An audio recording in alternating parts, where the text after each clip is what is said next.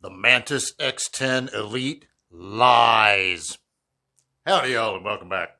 So I'm working hard here in the Rafter H laboratory, bringing you the real science.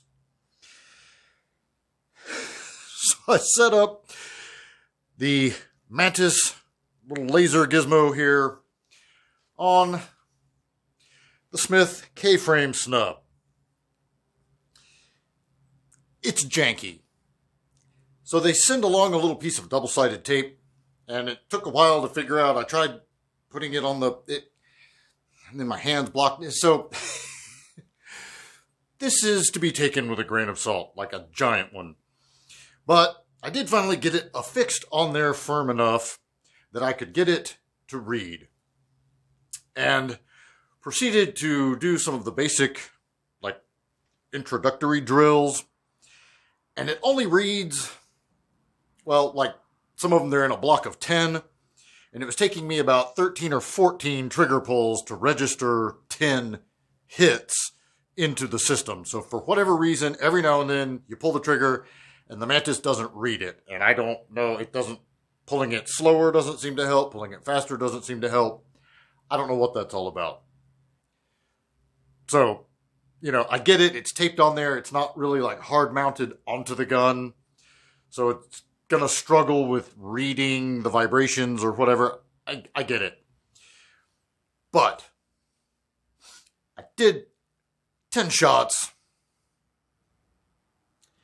And it told me I was using too much trigger finger. So those 10 shots looked like this. So I decided I'm going to give it more trigger finger. And I stuck that fucker in there. And it didn't even know. In fact, my score went up like this. Lies. So then I set it to the support hand only setting, but I used my right hand. Ha! It didn't even know. Came out looking like this.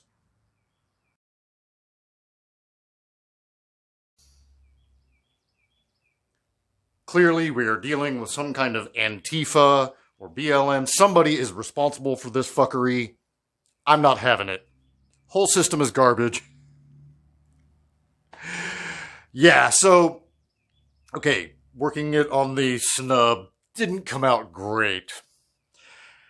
It would have been really cool if I could have gotten it to affix on the bottom and I could try the draw thing, but man, it was just not having it. And the sensor it'll work left side or the other side. It doesn't want to work when it's inverted. And so what I really needed is this smooth flat side right here to be sticking on the bottom, and for whatever reason it just will not work like that. Plus the power button is right there, so it is what it is. It's primarily set up for pistols, and like I said, for whatever reason it really does not like reading the double action trigger pull a whole lot. It did it a few times to me on the SIG 229 also in double action for whatever reason. And it's weird because it's a stronger vibration through the gun than like a striker fired gun.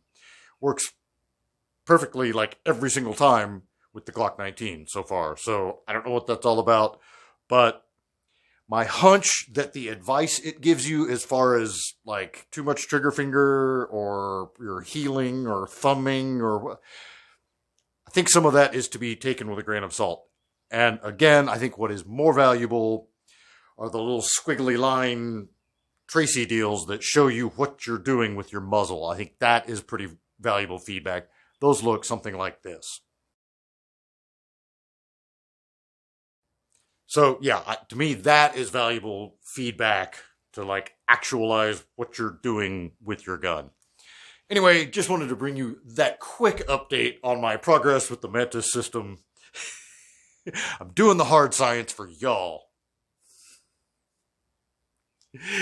Thanks for tuning in, and until next time, be easy, y'all.